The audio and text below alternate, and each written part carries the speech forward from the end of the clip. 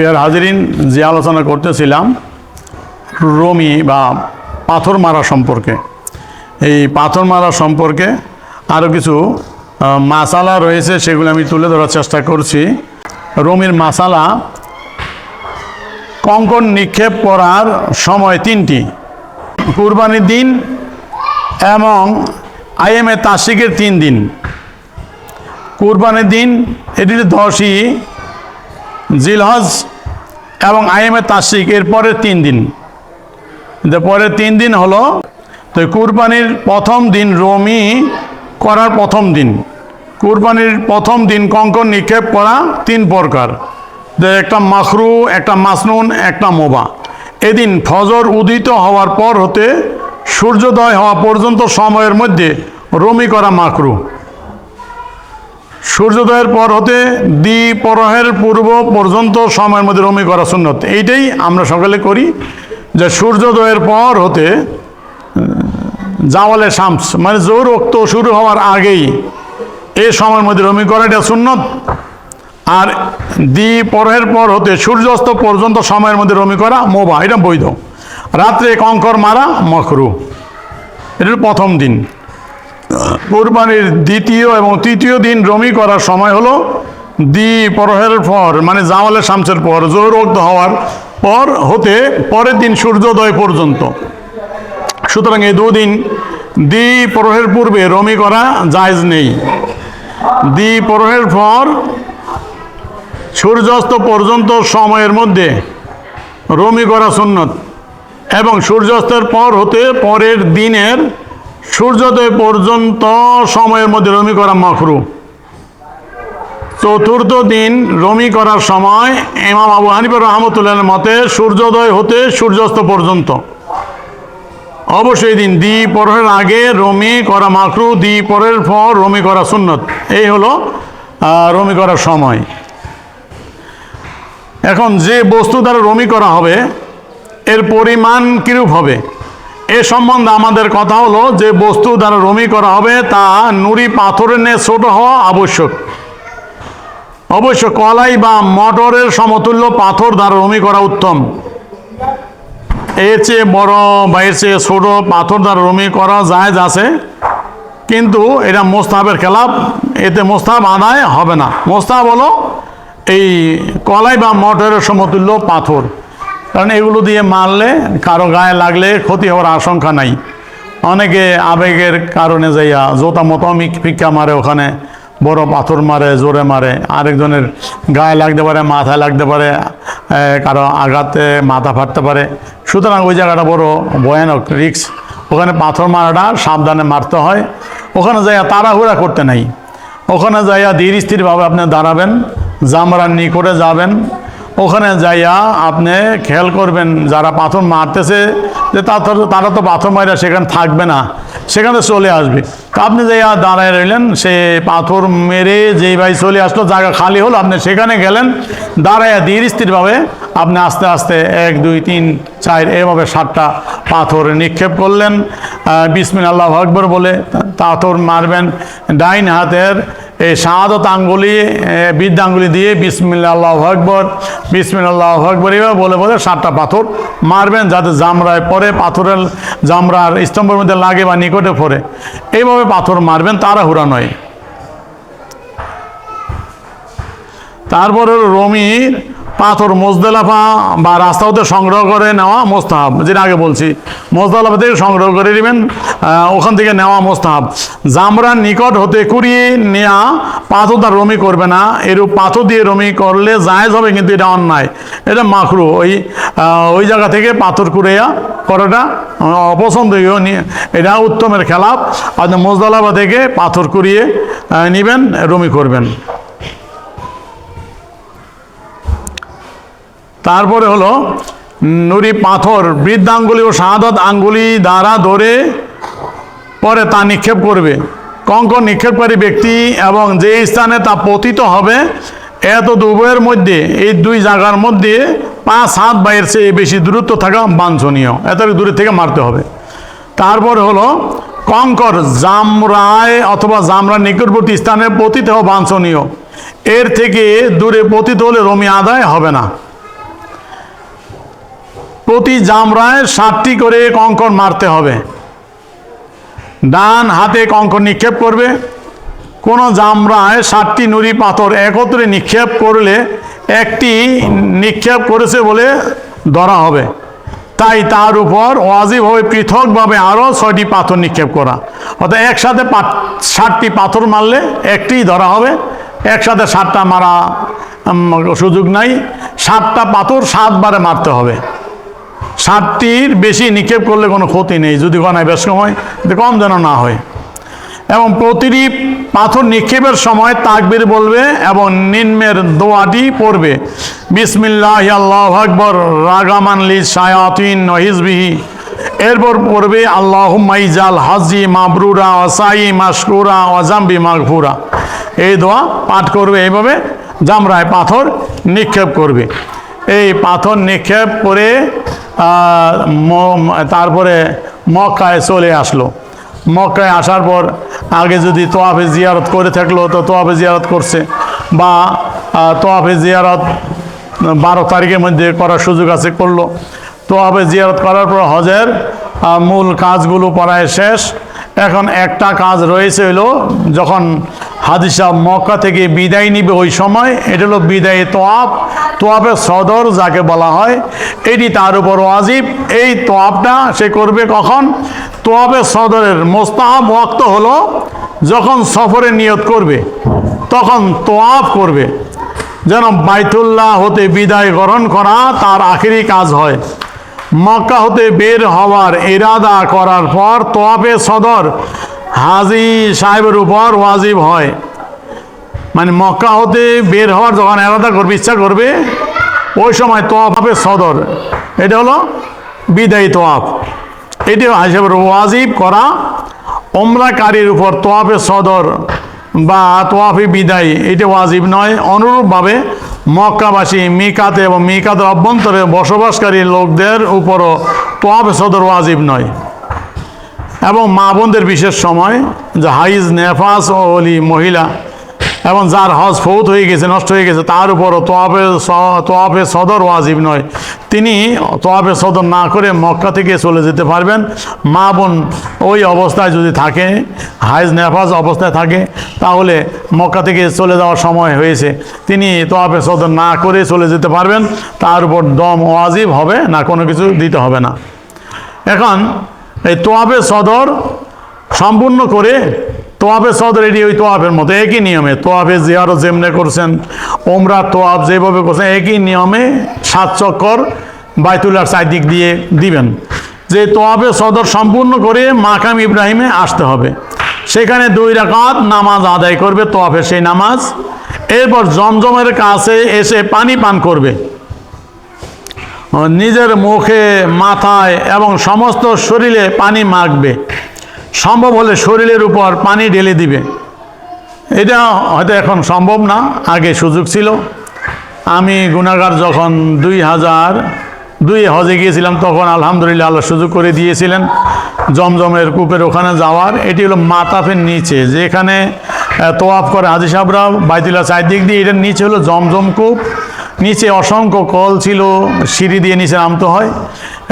ওখানে পানির ব্যবস্থা ছিল, পাইপ, যেটি জমজম পানি ওঠে, সেই পাইপের কাছে আমরা গিয়েছিলাম, দেখেছি যে ওখানে যাইয়া ওই কলের পানি খাওয়ার জন্য, ওযু করার জন্য হাজী সাহেব গোসল করেছেন, তারপরে এহরামের কাপড় ধুয়ে আনছেন। ওখানে সব সুযোগ ছিল। ওখানে হাজী সাহেব ওযু করে ওখানে শুকরিয়া নামাজও পড়েছেন। কিন্তু ওখানে ওই আসা যাওয়ায় ভিজায়, মানে রাস্তাটা ভিজা থাকে, সিঁড়ি ভিজা শ্যাওলা পরে থাকে, অনেক হাজী সাহেব পরে হাত পা ভেঙে যায়, ঠোঁটমোট কেটে যায়। এই জন্য সরকার পরবর্তীতে সেই জায়গাটা বন্ধ করে দিয়েছে, এখন আর যাওয়ার সুযোগ নাই। আগে সুযোগ ছিল এগুলো করার। যাই হোক, জমজমের পানি তৃপ্তি সহকারে পান করবে। তারপরে ওখানে শরীরে মোস্তাহাব তরিকা হলো, কাবা ঘরের নিকট এসে প্রথমে এর চৌকাঠে চুম্বন করবে, মুলতাজামের নিকট আসবে। হজরে আসওয়াদ হতে দরজা পর্যন্ত জায়গা হলো মুলতাজাম। এর উপর নিজের বক্ষ ও মুখ লাগিয়ে ডান হাত দরজার চৌকাঠের দিকে উঠিয়ে এইভাবে দোয়া করবে, আসাইলুই বাবিকা ইয়াসালুকা মিন ফাদলিকা ও মাগফিরাতিকা ইয়ারজু রহমাতাকা। মুলতাজামকে এইভাবে জড়িয়ে ধরে কিছুক্ষণ পর্যন্ত কান্নাকাটি করবে যদি সম্ভব হয়, এবং এর নিকটে হয় তবে কাবার গিলাফ ধরবে। ধরতে না পারলে উভয়ে হাত মাথার উপর খাড়া করে রেখে মাথা দেওয়ালের সাথে লাগাবে।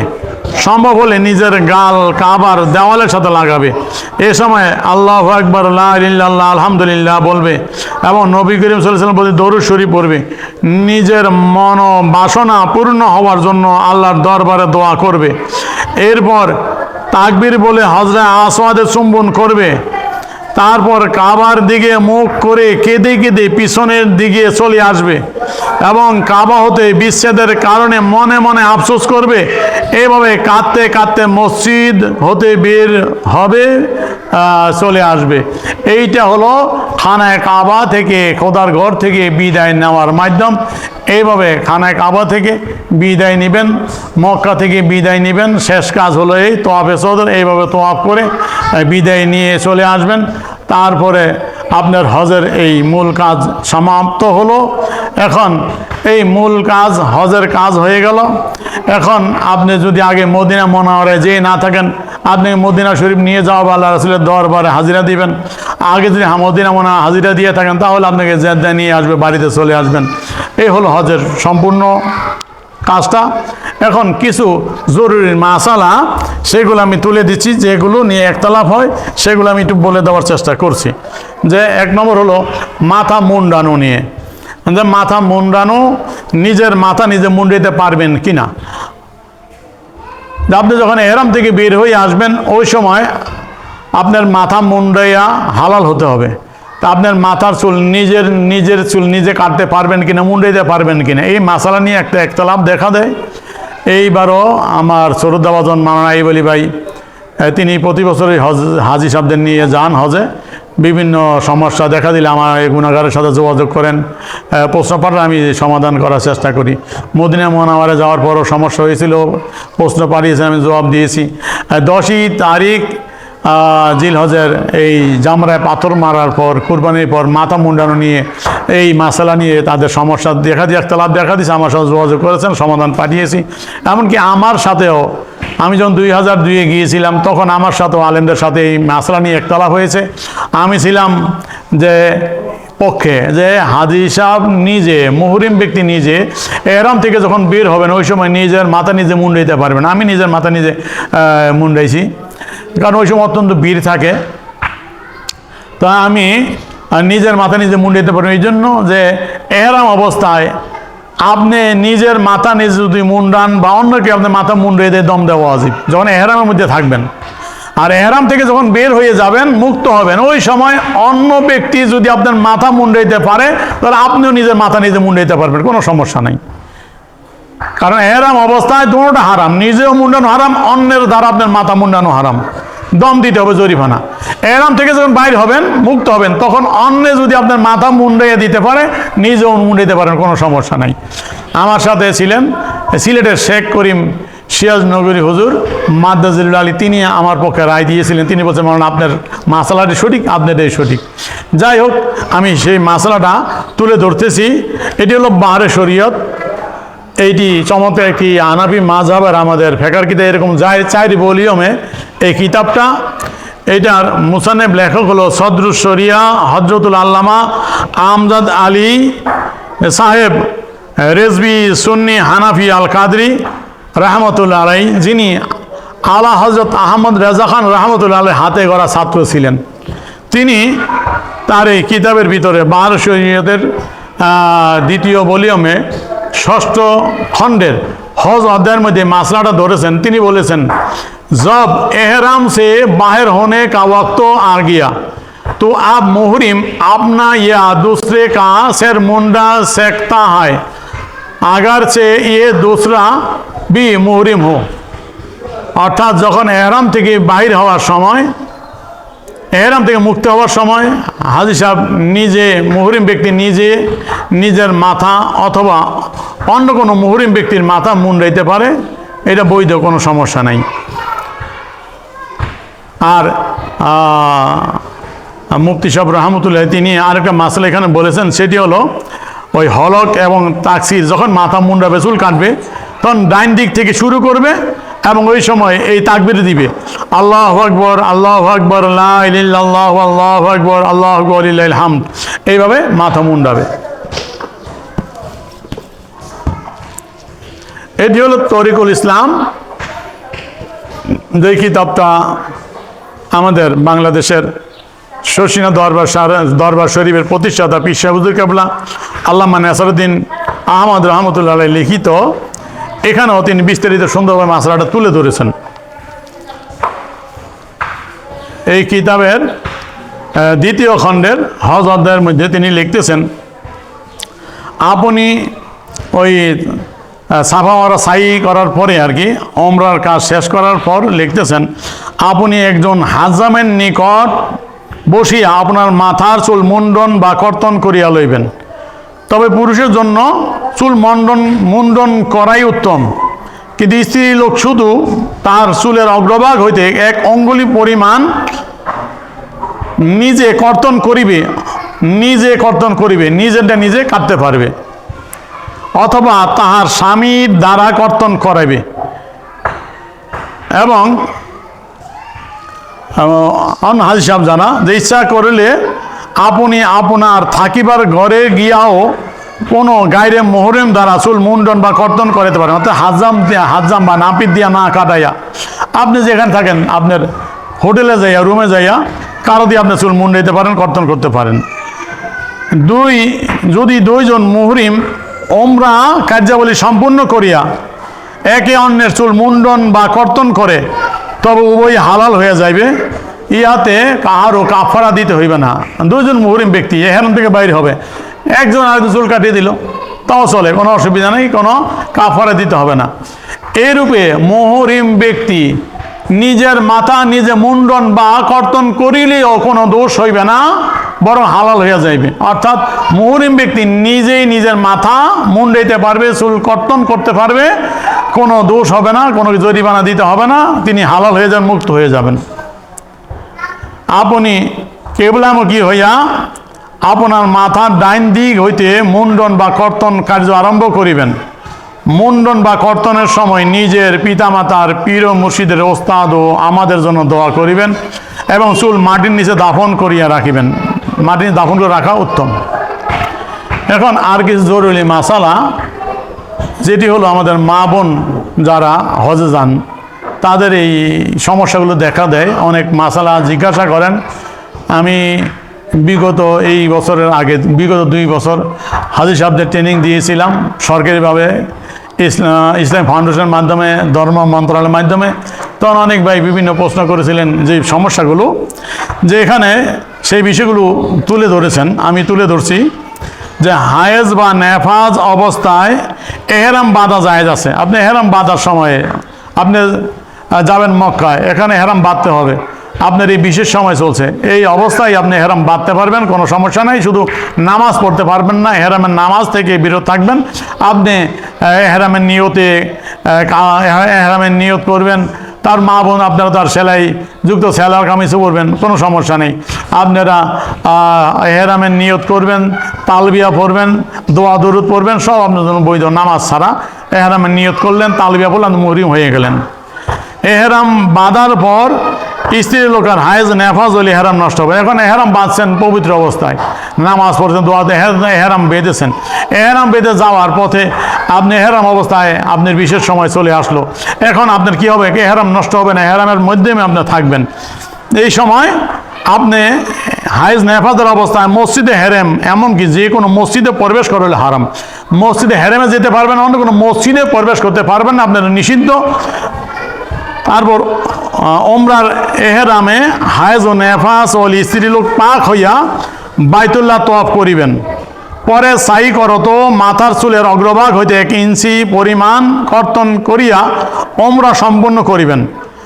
এখন আর যদি আরাফাতে যাওয়ার সময় হইয়া থাকে, এখনও পাক হয় নাই, মানে আরাফাতে যাওয়ার সময় আইসা পড়ছে, আপনি এখনও ওই অবস্থায় বিশেষ অবস্থায় আছেন, এখনও পাক হতে পারেন নাই, তবে ওমরার এহরাম সারিয়া নতুনভাবে হজের এহরাম বাঁধিয়া আপনি নতুন করে হজের জন্য এহরাম বাঁধবেন, যেহেতু আপনি ওমরার নিয়তে গিয়েছিলেন, ওমরার এহরাম বাদ করে দিবেন।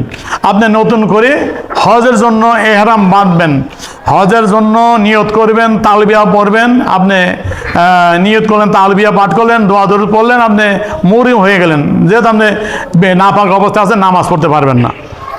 তো এখন হজের এহরাম বেঁধে সোজা মিনা এবং আরাফার দিকে চলে যাবেন এবং একটি দম দেওয়া ওয়াজিব, জরিমানা দিতে হবে, যেহেতু আপনি ওমরা ছেড়ে দিয়েছেন। এরপর হজের পরে ওমরাটা কাজা করবেন, ওমরার কাজ করবেন, ওমরাটা কাজা করবেন হজের পরে যাইয়া। কিন্তু এখন এহরাম থেকে বের হওয়ার কারণে আপনি একটা দম দিতে হবে, কুরবানি দিতে হবে, এটা ওয়াজিব।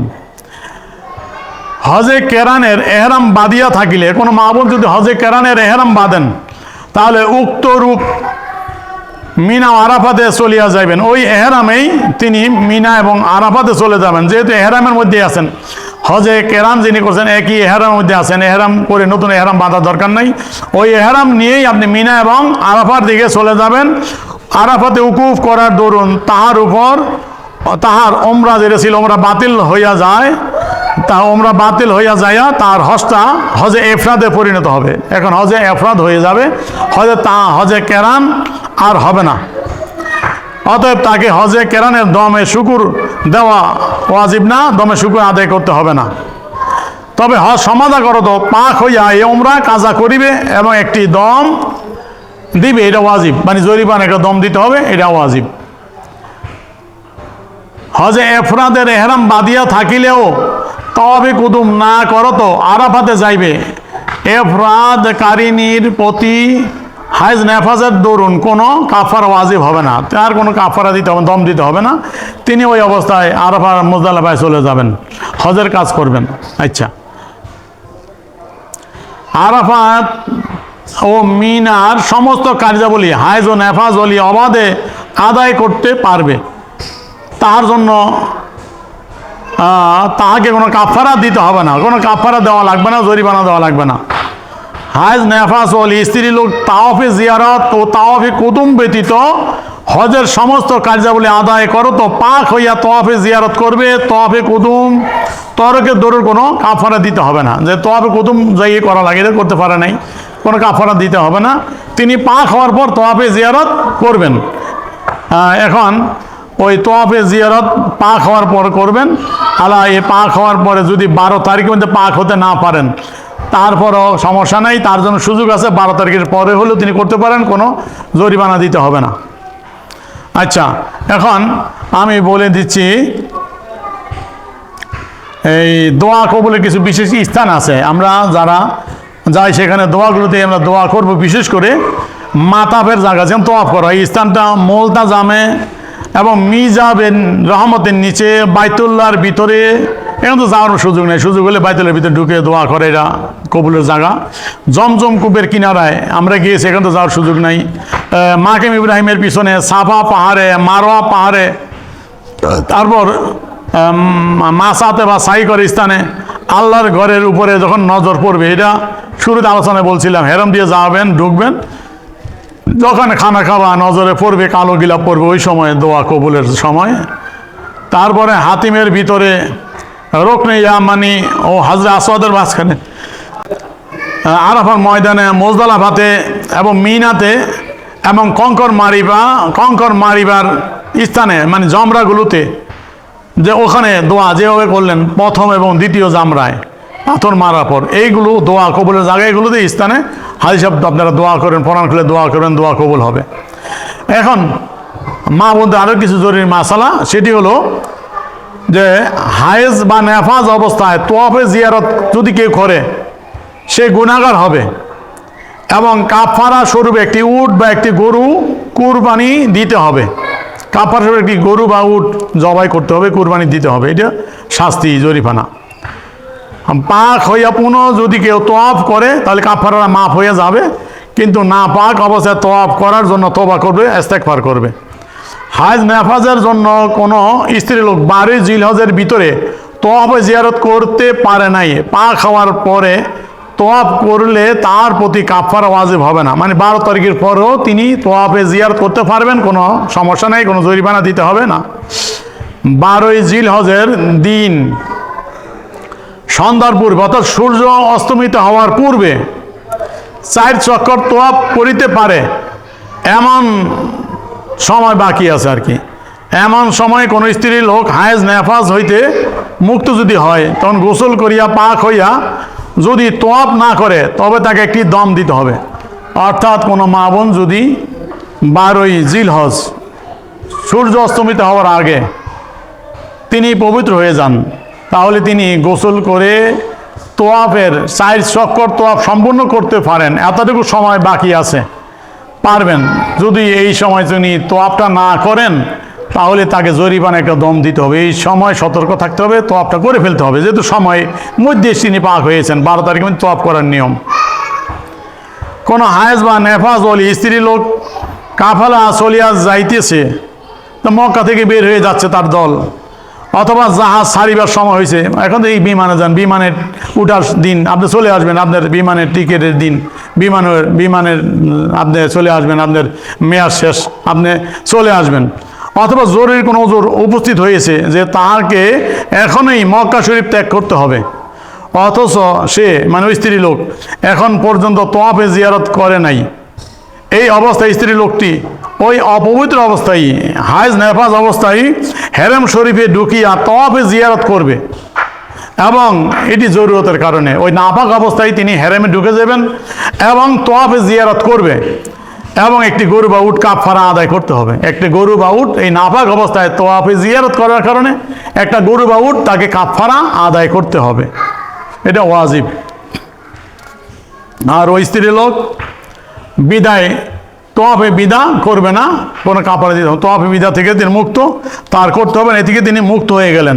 এই হলো মা বোনদের জন্য বিশেষ জরুরি কিছু মাসালা, এগুলো আমাদের স্মরণ রাখতে হবে। এগুলো স্মরণ রাখলে কোনো সমস্যা আর হবে না। আর আমি সংক্ষিপ্তভাবে হজের কাজটা তুলে ধরছি, যে আলোচনা ব্যাপকভাবে আলোচনা করলাম, সংক্ষিপ্ত ধারাবাহিকতা মনে রাখার জন্য আমি একটু নোটটা তুলে ধরছি।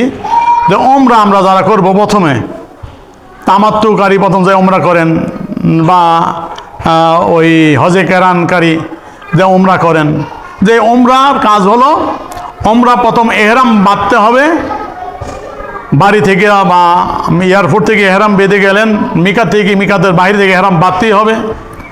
তারপরে মক্কায় যাওয়ার পর রমল সহকারে তোয়াফ করতে হবে, তোয়াফের পরে সাই করতে হবে, সাবা মারা সাই, সাইর পরে মাথা মুন্ডানো, চুল কাটা, ছাড়ানো, এটি ওয়াজিব। এইভাবে আপনার ওমরার কাজ কমপ্লিট হয়ে গেল। এখন আমরা হজে তামাত্তু করি, শুধু হজে তামাত্তুটা আমি প্রথম তুলে ধরছি, যে প্রথম যাইয়া প্রথম বাড়ি থেকে যাওয়ার সময় বা এয়ারপোর্ট থেকে মিকাতের আগেই এহরাম বাঁধতে হবে ওমরার নিয়তে। ওমরার এহরাম বাঁধতে হবে, রমল সহকারে মক্কা যায় ওমরার তোয়াফ করতে হবে, তার ওমরা সাই করতে হবে, তারপর মাথা মুন্ডানো বা চুল ছেড়ে হালাল হয়ে যাবে, মুক্ত হয়ে যাবে। তারপরে 8ই জিলহজ আবার নতুন করে হজের জন্য এহরাম বাঁধতে হবে। তারপরে 9ই জিলহজ উকুফ আরাফা, রাত্রিবেলা মুজদালিফা অবস্থান, সকালবেলা মুজদালিফা থেকে মিনায় যেয়ে রমি জামরায় ওকবা, ওখানে পাথর মারতে হবে 7টা। তারপরে কুরবানি করতে হবে, তারপর মাথা মুন্ডন চুল কাটানো, তারপরে তোয়াফে জিয়ারত যেটি ফরজ তোয়াফ, এরপরে সাবা মারা সাই, তারপরে আরও 2 দিন কমপক্ষে 11 এবং 12 রমি জামার 3 জায়গায় 3 7টা 3 7 21টা করে পাথর মারতে হবে, 11 তারিখ এবং 12 তারিখ। আর যদি 12 তারিখ রাত্রে সেখানে থাকেন তাহলে 13 তারিখও সে 3 জায়গায় পাথর মারতে হবে। তারপরে তোয়াফে বিদায় তোয়াফ করে শেষ হজের কাজ। যিনি হজে কেরান করবেন তিনি করবেন, প্রথমে এহরাম বাঁধবেন, হজ ও ওমরার নিয়তে এহরাম বাঁধলেন, তারপর মক্কায় যাইয়া রমল সহকার ওমরার তোয়াফ করলেন, ওমরা সাই করলেন। এখন আর মাথা মুন্ডানোর সুযোগ নাই, আপনি এহরাম অবস্থায় থাকবেন। তারপরে যাইয়া রমল সহকারে তোয়াফে কুদুম আদায় করবেন, যেটি সুন্নত। তারপর আপনি সাই করে নিলেন, হজের সাই, তোয়াফে জিয়ারতে করা লাগবে না যদি সাই করেন। তারপর উকুফ আরাফা, তারপরে মুজদালিফা অবস্থান, তারপর রমি জামরায় উকাবা 10 তারিখ প্রথমটায় 7টা পাথর মারা, তারপরে কুরবানি করবেন, তার মাথা মুন্ডানো চুল ছাড়ানোর মাধ্যমে হালাল হয়ে যাবেন। তারপরে তোয়াফে জিয়ারত ফরজ তোয়াফ, তারপরে যাইয়া আরও 2 দিন কমপক্ষে বা 3 দিন সেখানে জামরায় পাথর মারবেন। তারপরে তোয়াফে বিদায় তোয়াফ, আপনার হজের কাজ কমপ্লিট। এটা হজে কেরান। আর হজে এফরাদ যারা করেন শুধু হজ, তিনি বাড়ি থেকে যাওয়ার সময় বা এয়ারপোর্টে বা মিকাতার আগেই এহরাম বাঁধবেন শুধু হজের নিয়তে। তারপর যাইয়া তোয়াফে কুদুম করবেন, তারপরে যাইয়া ওই আরাফার ময়দানে চলে যাবেন, যেতে এহরাম অবস্থায় থাকতে হবে। তোয়াফে কুদুম করে এহরাম অবস্থায় থাকবেন। তারপরে 9 তারিখ আরাফার ময়দানে যাবেন, তারপরে মুজদালিফায় অবস্থান করবেন রাত্রিবেলা। তারপরে 10 তারিখ মিনা আইসা রমি জামরায় উখাবা, প্রথমটায় 7টা পাথর মারবেন। তারপরে কুরবানি করবেন। হজে এফরাদকারীর কুরবানি হলো মোস্তাহাব, এমনি কুরবানি আবশ্যক না। তারপরে মাথা মুন্ডানো ছাটানো, মাথা মুন্ডাইয়া বা চুল ছাটবেন, সানরাইজ মাথা মুন্ডানো হালাল হয়ে গেলেন। তারপরে তোয়াফে জিয়ারত করবেন, যেটি ফরজ। তারপর সাই করে নিলেন, আগে সাই করে না থাকেন সাই করবেন, হজের সাই। তারপরে বাকি কয়দিন, কমপক্ষে 2 দিন, 11, 12। আর 12 তারিখ রাত্রে থাকেন তাহলে 13 তারিখও জামরায় 3, 7, 21টা পাথর মারতে হবে। তারপরে বিদায়ী তোয়াফ করে মক্কা থেকে বিদায় নিয়ে চলে আসবেন। এইভাবে হজের কাজটা কমপ্লিট করবেন। আল্লাহ পাক যেন আমাদের সুন্দরভাবে হজের কাজ আদায় করার তৌফিক দান করে, হজেরটা মবরুর হয়, হজটা কবুল হয়। আল্লাহ যেন আমাদের হজের যাবতীয় কাজগুলো সুন্দর মতো আদায় করার তৌফিক দেয়। সকলে বলি আমিন। এবং আমাদের জন্য দোয়া করে আমরা যেন আল্লাহর ঘরে হাজিরা দিতে পারি এবং আল্লাহ রাসূলের দরবারে যাইয়া সালাম আদায় করতে পারি, দাঁড়িয়ে রাসূলকে সালাম দিতে পারি। আল্লাহ যেন তৌফিক দেয়। সকলে বলি আমিন। আমার বালাগ। আসসালামু আলাইকুম ওয়া রাহমাতুল্লাহি ওয়া বারাকাতুহু।